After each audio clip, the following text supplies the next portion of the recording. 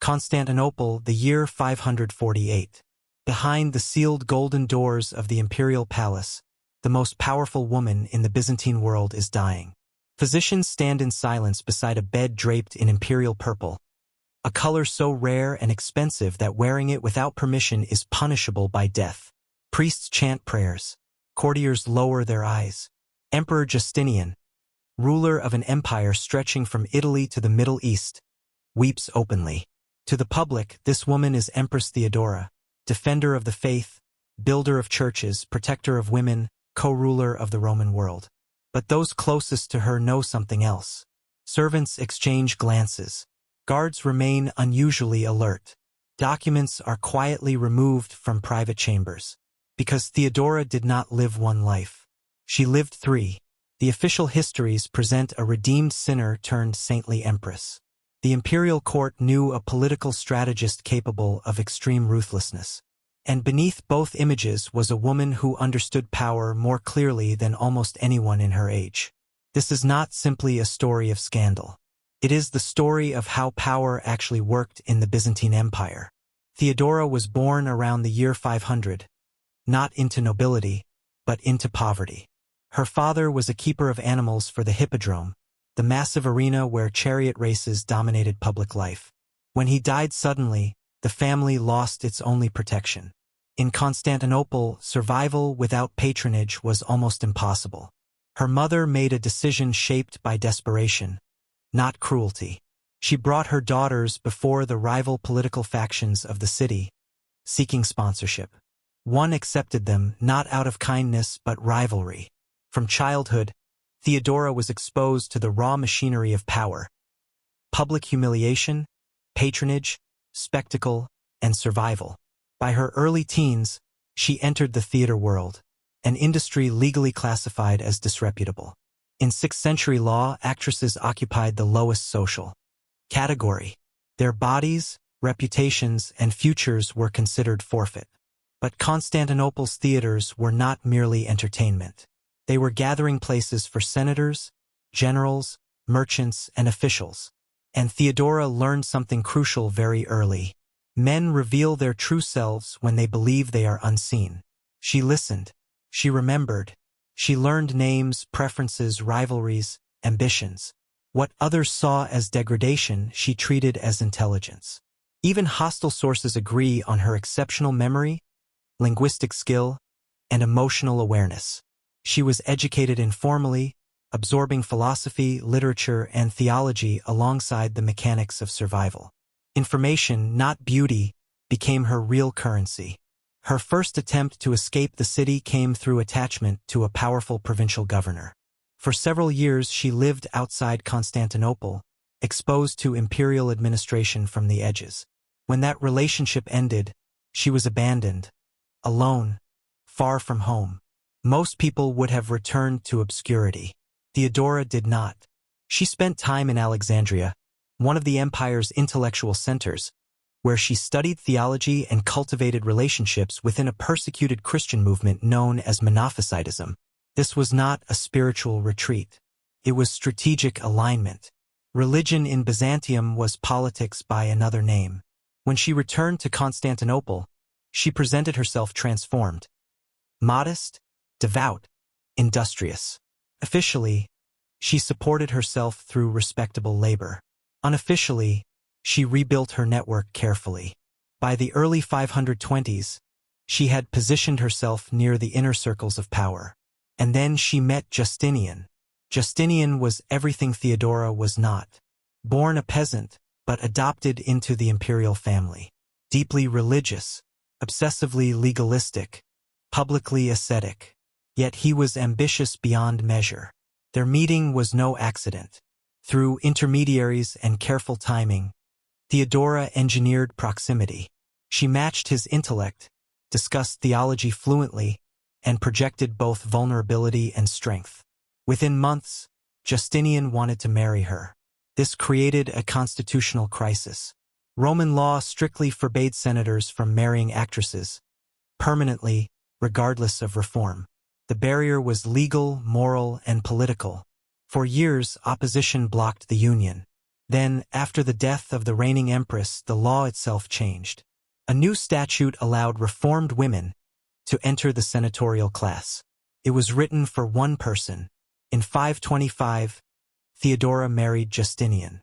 2 years later, he became emperor, and Theodora became Augusta, not a ceremonial spouse, but an active co-ruler.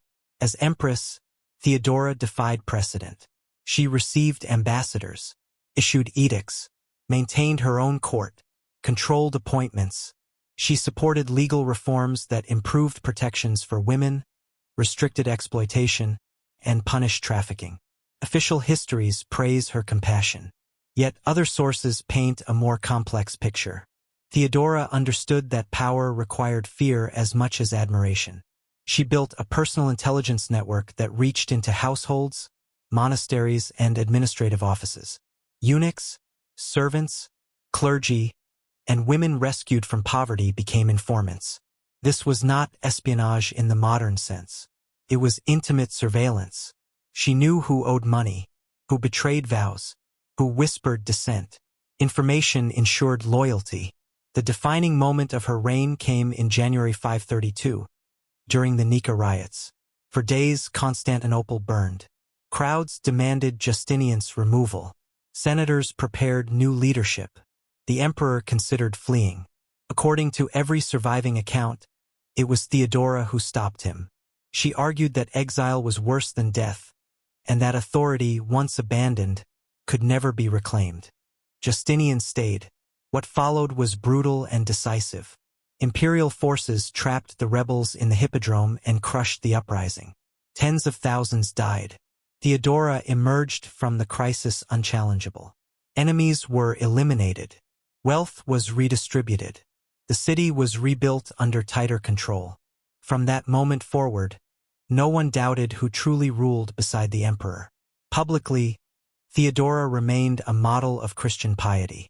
She attended services daily, funded churches and hospitals, protected religious minorities. Privately, rumors flourished.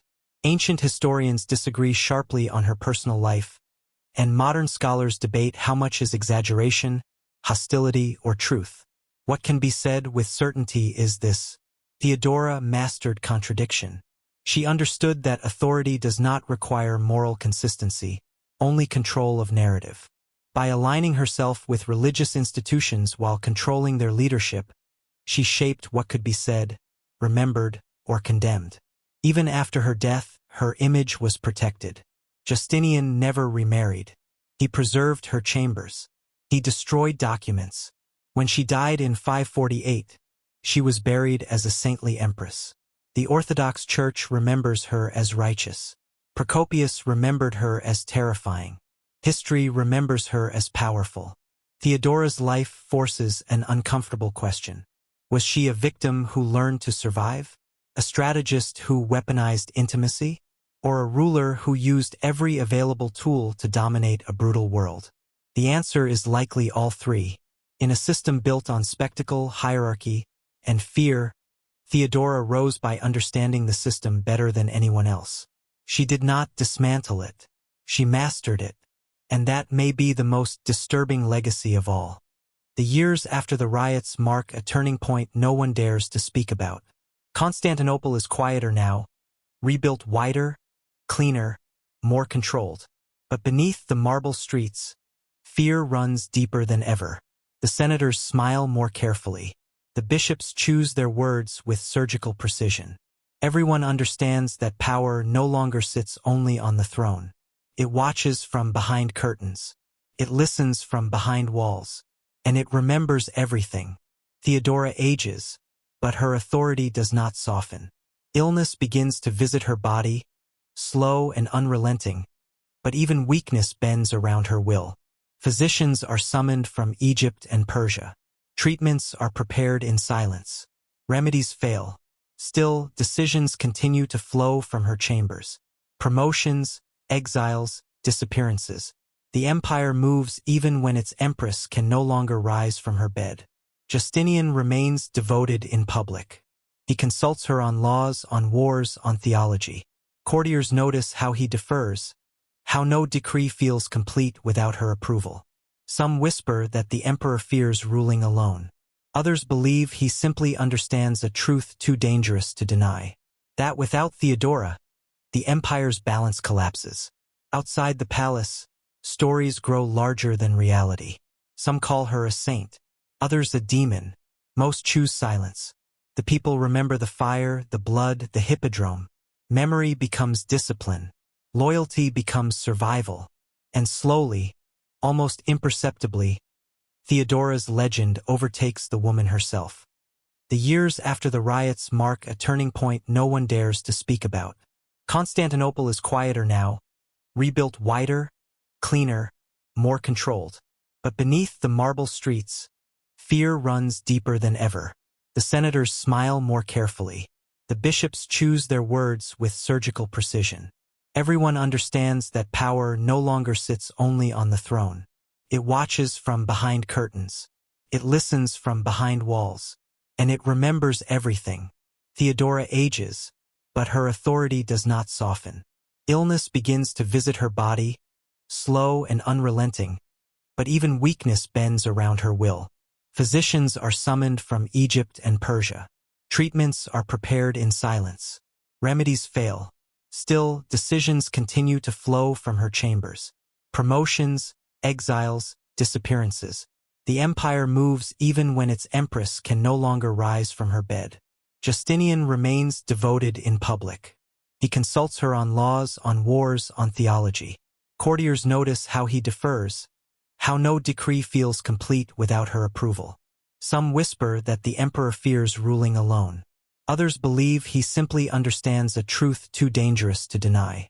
That without Theodora, the empire's balance collapses. Outside the palace, stories grow larger than reality. Some call her a saint, others a demon.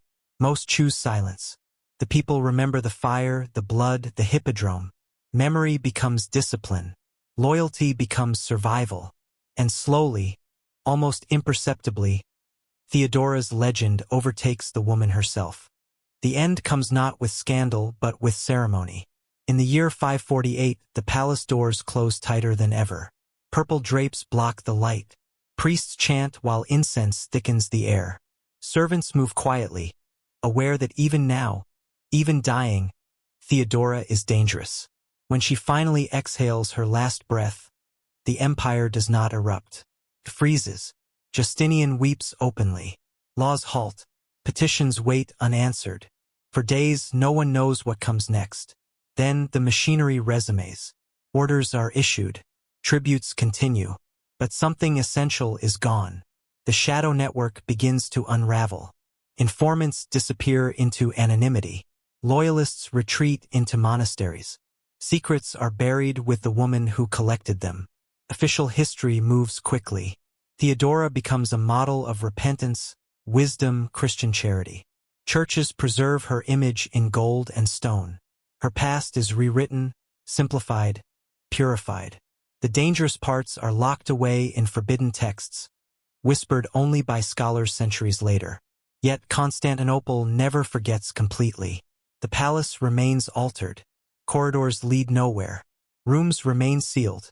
Builders refuse to renovate certain wings. Servants cross themselves when passing her former chambers.